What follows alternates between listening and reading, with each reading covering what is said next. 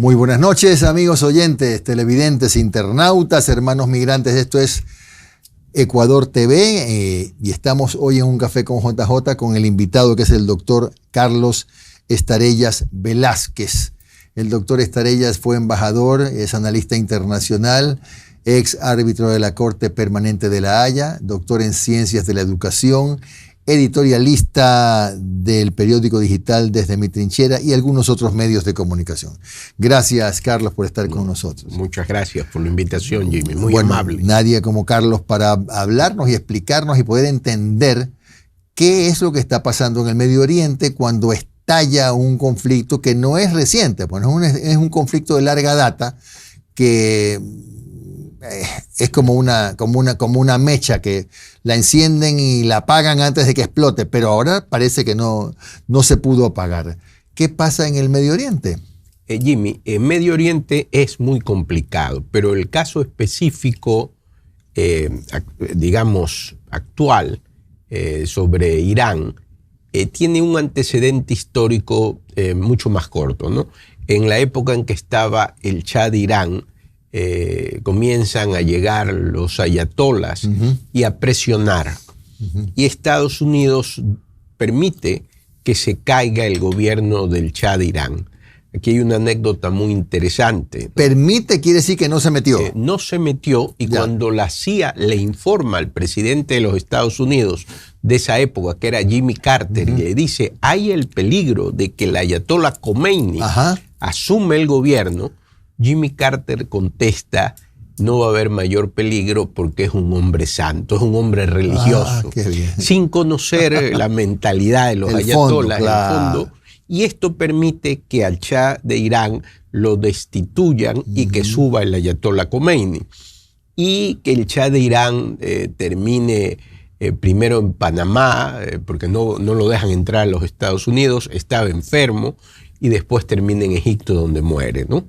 El ayatollah lo primero que hizo fue permitir o incitar que las personas, producto de la revolución de los ayatolás, se tomen la embajada norteamericana y cojan los rehenes. Entonces ahí comienza este conflicto con los Estados Unidos. Eso produjo que pierda las elecciones Jimmy Carter y gane las elecciones Ronald Reagan.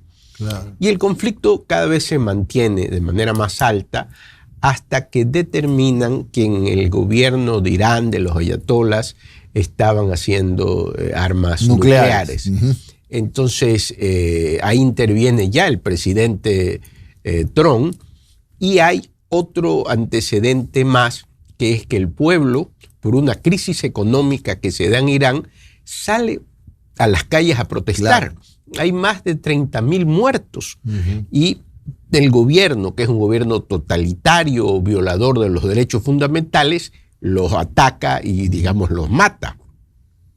Y Estados Unidos decide intervenir, además porque el gobierno de Irán es el que auspicia el terrorismo o a los grupos terroristas en la región. Estas causas, sumadas todas, es la que da la intervención norteamericana con la de Israel. Habiendo convencido a Israel o Israel a Estados Unidos de que participen juntos, ¿no? Así es. Y que fue una operación calculada, analizada varios meses atrás. Así fue. Totalmente. Yo no sé si... Estoy más seguro que fue Israel el que consiguió la participación de los Estados Unidos, y obviamente la CIA interviene y viene esta invasión que estamos viendo. Claro. ¿Y cuán larga puede ser esta guerra que ha escalado ya pues a niveles bastante preocupantes? Porque en los últimos años la experiencia nos indica que siempre en el camino y corto hay un acuerdo flojo, pero hay. En esta oportunidad se dan las condiciones, Carlos, para un acuerdo de cese de hostilidades a cambio de algo, ¿no? El presidente Trump, Jimmy, al principio dijo esto va a durar 4 días, pero después ha reconocido, como bien lo señalas, que esto puede durar mucho más. Claro que sí. Porque la reacción de los ayatolás ha sido, digamos, más de la que se esperaba. Han comenzado a atacar países cercanos y esto ha traído pues mayor confrontación. Ojalá que la respuesta que dé Estados Unidos sea una respuesta firme pero racional, que no exceda, digamos, y para que no se salga este conflicto más allá de lo que sí ha salido, y que se pueda llegar, digamos, a un cese de hostilidades y se pueda llegar a un acuerdo que sería, en este caso, la salida del gobierno de los ayatolás. Ahora, un acuerdo ciertamente que no es fácil, porque Estados Unidos se pone en juego un poco su, comillas, credibilidad de ser últimamente un ganador de guerras y sofocador de rebeliones y cosas, ¿no? Así es, no es fácil. Más que nada que lo que se está aspirando, no solo por Estados Unidos, sino la civilización, es que salga el gobierno de los ayatolás, que es un gobierno totalitario, violador de derechos fundamentales. Ojalá que se lo logre lo más rápido, y ojalá que en Medio Oriente vuelva la paz, que además, Jimmy, debe de darse posteriormente un acuerdo definitivo, una negociación entre Israel y Palestina, porque solo ha habido cese de hostilidades. Pero no un acuerdo. No un acuerdo, y eso va a ser fundamental para la tranquilidad del Medio Oriente. Ahora, que salga el gobierno dictatorial, que no es fácil, como lo hemos dicho, y que asuma quién, porque no parece que Estados Unidos le haya dado la venia al príncipe heredero o el rey, yo que sé qué. No parece que tiene el beneplácito. Entonces, ¿quién asume en Irán? Yo no creo, Jimmy, que lo mejor sea que el hijo del Shah de Irán asuma el gobierno, por los problemas que ya tuvo su padre. Quizás, y tú me dirás que soy exagerado, la democracia, a pesar de todos sus errores, sigue siendo el mejor sistema de gobierno. Sin duda, sí. Entonces quizás sería una salida a un proceso democrático donde Irán puede escoger, digamos, a un líder, y no la imposición del hijo del Shah de Irán, que además ha estado mucho tiempo fuera del vinculado del país, ¿no? Claro, sí, bueno, y habría que ver también, porque sigue siendo un riesgo para los países de la región el hecho de que a lo mejor aparezca por sus fueros otra vez un gobierno cercano al islámico, ¿no? Es posible, al islamista. Más que nada que este gobierno de las ayatolás fue impuesto. Irán no ha tenido eso. Fíjate que antes, con el Shah de Irán, las mujeres podían salir libremente a las calles, iban a la universidad, y todo esto se quitó, retrocediendo muchísimo tiempo y creando la situación social que hay hoy en Irán. Claro. Ahora, decía yo, lo difícil va a ser controlar que sea un retorno al sistema democrático ordenado, porque también es un país que tiene más de 30 años acostumbrado al totalitarismo, ¿no? Es muy complicado, muy difícil ese trance. Obviamente va a ser complicado. ¿Qué pasa con las Naciones Unidas, que cada vez pierden más presencia e importancia y peso en las relaciones internacionales, sobre todo cuando hay conflictos de por medio? Sí, qué buena la pregunta, Jimmy, porque prácticamente las Naciones Unidas está al margen, ha sido quitada, está a un lado. Es necesario reestructurar las Naciones Unidas, darle mecanismos de acción para que pueda, obviamente, intervenir. Justamente antes de venir a tu entrevista estaba leyendo un libro de Diego Cordovés, que fue canciller aquí, pero estuvo en las Naciones Unidas, estuvo en Irán y fue mediador en Afganistán. Entonces conoce muy bien lo que pasa en Medio Oriente. Hay que reestructurar las Naciones Unidas. Van a elegir dentro de poco un secretario o secretaria general de las Naciones Unidas. Esta vez, por cuestiones geográficas, le toca a América Latina.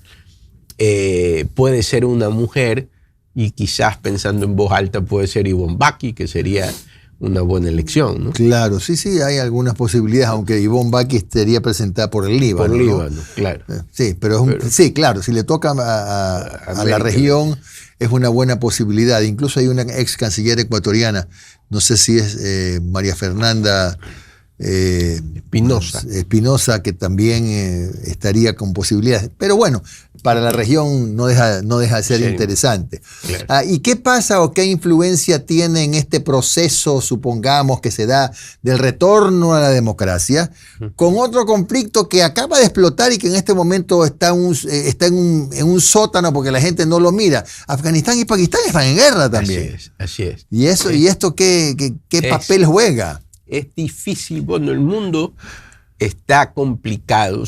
Tu pregunta me recuerda al último libro de Mario Vargas Llosa que se llamaba Tiempos Recios. Estamos viviendo tiempos recios y obviamente ahí se necesita la participación justamente de las Naciones Unidas, porque no todo lo puede ser los Estados Unidos. Claro. Ese conflicto entre Pakistán y Afganistán obviamente empeora la situación dentro de la región, y esperemos que sea superado, que se supere lo más rápido posible. Uno de los grandes problemas, Carlos, que vive el mundo es qué difícil que es ponernos de acuerdo, ¿no? Así es. Y ni en las Naciones Unidas se ponen de acuerdo usualmente para enfrentar este tipo de desafíos. Es una pena, porque a veces la civilización está en el problema de la guerra, y en la guerra nadie gana.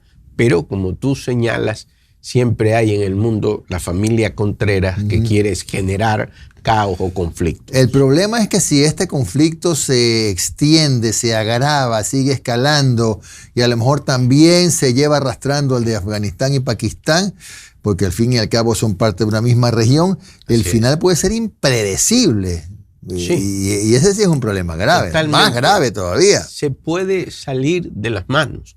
Por eso te señalaba que la actuación de los Estados Unidos debe ser oportuna, firme, pero racional.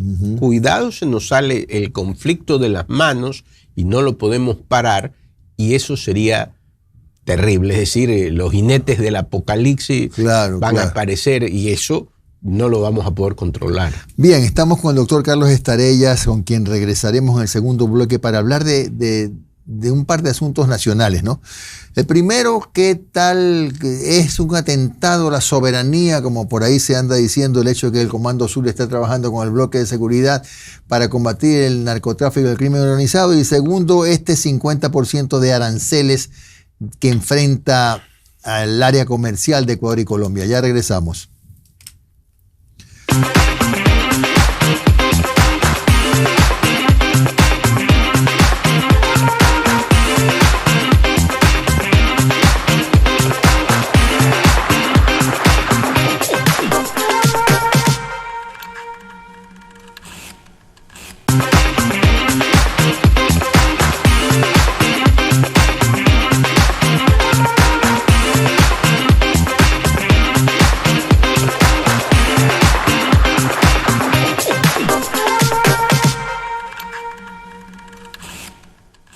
De vuelta con el doctor Carlos Estarellas Velázquez. Él fue embajador, es analista internacional, fue también árbitro de la Corte Permanente de La Haya, doctor en Ciencias de la Educación, editorialista, comentarista y con mucha experiencia en temas, como decía, de carácter internacional. Pero también vamos a consultarle uno o dos temas que son locales, pero tienen algún tipo de connotación con otros países. Ejemplo, el Comando Sur está trabajando junto con el bloque de seguridad y está empezando mediante la dotación sobre todo de tecnología, ¿no? Y está empezando el bloque de seguridad a dar golpes muy severos en estos últimos par de días. Ha habido aprehensiones, pero numerosas, y avances importantes en la lucha contra el narcotráfico. ¿Es un atentado contra la soberanía nacional que el Comando Sur esté colaborando con Ecuador? Sí, Jimmy, solo una aclaración. He sido 2 veces subsecretario de Relaciones Exteriores, correcto, con rango de embajador. Con rango de embajador, correcto. Que estoy asimilando un cargo que no he tenido. Que conste en actas entonces. Mira, es una barbaridad decir que es un atentado a la soberanía pedir la cooperación de los Estados Unidos. La soberanía es un elemento del Estado, consecuencia del poder. Entonces, si yo tengo poder como Estado, puedo pedirle a los Estados Unidos que colaboren con nosotros frente al narcotráfico, que es un delito que no solo le hace daño al Ecuador, sino que también le hace daño a los Estados Unidos. Es transnacional, ¿no? Es un delito, como bien lo señalas, transnacional. Entonces es una barbaridad o una mentira más grande que una catedral decir que se merma la soberanía o que nos atenta a la soberanía. Justamente lo que se está haciendo, Jimmy, es aplicando la soberanía, porque solo un Estado soberano que tiene poder puede pedir esa colaboración para luchar juntos. Solo, digamos, alguien que no conozca derecho y hable esas barbaridades, diga que se está violando Lo que la pasa soberanía. es que aquí, Carlos, a todo le damos un matiz político, ¿no? Le ponemos el aderezo de la política, ¿no? Un atentado contra la soberanía, yo digo y repito y no me canso de decir, para mí como ciudadano, atentar contra la soberanía es que yo salga a la calle y tenga miedo de que me asalten. Atentar contra la soberanía es que no haya, qué sé yo, pues medicinas en los hospitales, o que yo vaya a buscar un servicio público y me lo nieguen. Eso atenta contra la soberanía.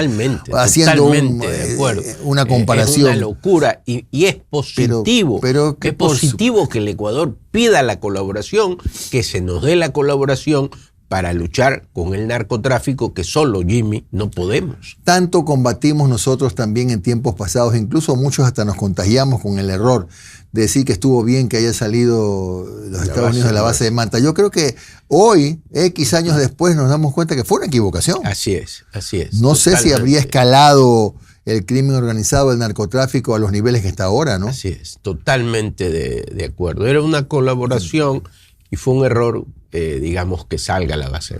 Claro, y sobre todo hoy que la producción de cocaína en Colombia se ha reproducido como ratoncitos, ¿no? Sí. Cada vez produce más cocaína y Petro dice que nosotros somos más exportadores que nunca. Colombia es más productora que nunca. Entonces, bueno, eso es un tema para otro programa. No obstante, entonces, para tenerlo más claro, más bien Ecuador, haciendo uso de su soberanía, es que decide invitar, sumar al Comando Sur, ¿no? Así es, totalmente. Y es algo positivo y es algo que, así como se señalan las cosas que no son buenas, aquí hay que señalar algo que es bueno. Claro. Y lo que ha hecho el gobierno ecuatoriano es positivo y hay que señalarlo. Claro, y bueno, entonces entiendo que por añadidura crees que es positivo esto del toque de queda, donde estoy claro también que habrá la ayuda tecnológica, por lo menos, del Comando Sur para estos 15 días de guerra interna. Claro, como conversábamos antes en la entrevista, ya en el país no se sale a ciertas horas por el miedo, por la inseguridad. Entonces este toque de queda es positivo porque va a haber mayor control. Y es dentro de un tiempo, un lapso nada más. Son 15 días. Son 15 días. Ojalá que todo salga bien para el beneficio de la ciudadanía. Eso es el deseo. Ahora, hay otro tópico también que es el de los aranceles, que Ecuador lo subió al 50%, que en reciprocidad Colombia también los va a colocar o ya los colocó en el mismo 50%. Ecuador dice que es por un tema de seguridad, porque Colombia, y yo en esa parte puntual sí estoy de acuerdo en que Colombia no ha hecho los mismos esfuerzos por controlar la expansión de los cultivos de coca en su frontera sur, que además ahí no está ni el ejército de Colombia, ahí están los narcos, los exguerrilleros y etcétera. Entonces, más allá de eso, ¿es correcta la presión que ejerce el Ecuador? Es correcto lo que dice el presidente, Jimmy, y lo que señalas tú. Petro no controla la frontera con el Ecuador. Ha dejado libre para los terroristas o grupos armados, y la coca la están, digamos, cultivando en la frontera con el Ecuador. La sacan a través de las carreteras ecuatorianas, que son buenas, y utilizan los puertos ecuatorianos para sacar esa coca. Es decir, el reclamo del presidente de la República es totalmente correcto. Sí. Quizás la manera de los aranceles ha sido, la medida ha sido un poco... amerita una revisión, ojalá que... supeditada a que Petro dé muestras de que quiere cooperar, ¿no? Sí, totalmente de acuerdo. Los aranceles afectan tanto el al Ecuador, al pueblo ecuatoriano, como al pueblo colombiano. Claro. Entonces la aspiración es que Petro cambie y que esta medida sea desistida por los dos estados. Claro, no obstante, la balanza comercial era desigual, no estábamos con una balanza negativa de $1.000 millones, tengo entendido. Así es. Sí. Bueno, eso es un asunto que hay que conversarlo. Pero, ¿qué posibilidades ves, Carlos, desde el punto de vista del análisis internacional, de que Ecuador, por ejemplo, mientras se resuelve el problema de la frontera con Colombia, busque otros mercados para los productos que se verían afectados? Esa será gran habilidad del Ministerio de Comercio, que tendrá que trabajar y buscar esos mercados, y de la Cancillería, que tendrá que trabajar en conjunto con el Ministerio de Comercio. Aspiro que se haga y se haga de lo más rápido posible. Carlos, en el último tema del programa quisiera abordarlo, aunque no estaba en el libreto, pero es muy actual. La Corte Constitucional ha resuelto, ha dictaminado que por la vía de la enmienda, la Asamblea, por supuesto, si es que hay el sí, ¿no? La Asamblea recupere la función que tuvo otrora el Congreso de designar autoridades de control. ¿Qué te parece? ¿Bien, mal? ¿Funciona o no funciona? Totalmente de acuerdo. Yo creo que debe de regresar a la Asamblea, porque el Consejo de Participación Ciudadana ha fracasado rotundamente en estos concursos y en estas designaciones. Fíjate, Jimmy, ha habido un gran tiempo en que solo habían encargados. Entonces, las principales funciones de control estaban con encargados. Y la consecuencia de estos concursos del Consejo de Participación ha sido nefasta. Entonces, yo creo que es positivo lo que la Corte Constitucional ha señalado, y digamos habrá que consultarlo al pueblo y tendrá que darse el claro. Ahora, para tenerlo un poquito más claro, aunque la verdad es que recién se está cocinando este tema, esto tiene que, el procedimiento es pasar por la Asamblea o se salta a la Asamblea para ir directamente a la enmienda. No, yo tengo entendido que tienen que consultar. Ya. Y una vez que, digamos, se vote en ese sentido el pueblo, ahí se procede a la enmienda. A la enmienda constitucional. En eso tengo entendido que ese es el proceso. Carlos, ¿qué te parece? Eso ya es una opinión más como un analista o como un comentarista, ¿no? ¿Crees que hay intervención del gobierno en la autonomía de los GATS cuando decide que el 70-30 progresivamente se aplique? Me refiero a la inversión al gasto, priorizando la inversión sobre el gasto corriente. No, visto todo lo que ha ocurrido en los municipios y en las prefecturas, el desbalance, por ejemplo, en Machala, tengo entendido que el alcalde y el prefecto se dedican a traer artistas, a hacer fiestas y una serie de situaciones, y no se dedican a hacer la obra pública tan necesaria y para lo que fueron electos. Entonces yo concuerdo con esa reforma. Lamentablemente estos GAT, la gran mayoría, por no decirlo todos, hay excepciones, se han dedicado a la plata de las obras importantes y necesarias, dedicarlas a otras cosas. Ahora, en la práctica, ¿sí ves posible que se ajusten los gastos corrientes? Por ejemplo, municipios que tienen exceso de personal, desgraciadamente aprieten algunas tuercas para que el gasto corriente disminuya un poco, ¿no? Sí, hay municipios que tienen una burocracia exagerada y eso no tiene sentido, además, que hay ese tipo de burocracia que son solo consecuencias del amigo, y generalmente con puestos que hacen lo mismo con otros títulos. Uh-huh.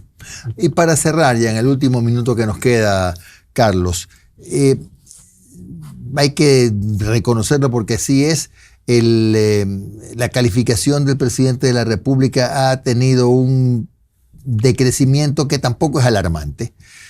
¿Cuál es el espacio que le ves tú para la recuperación de esos puntos perdidos? Uno puede ser que le vaya bien, por ejemplo, en estos 15 días, que le vaya bien en estos 15 días del toque de queda con el operativo masivo contra el crimen organizado. Eso es fundamental, Jimmy, es fundamental que él lidere el que el Ecuador recupere la paz y la seguridad ante este ataque del narcotráfico y la delincuencia organizada.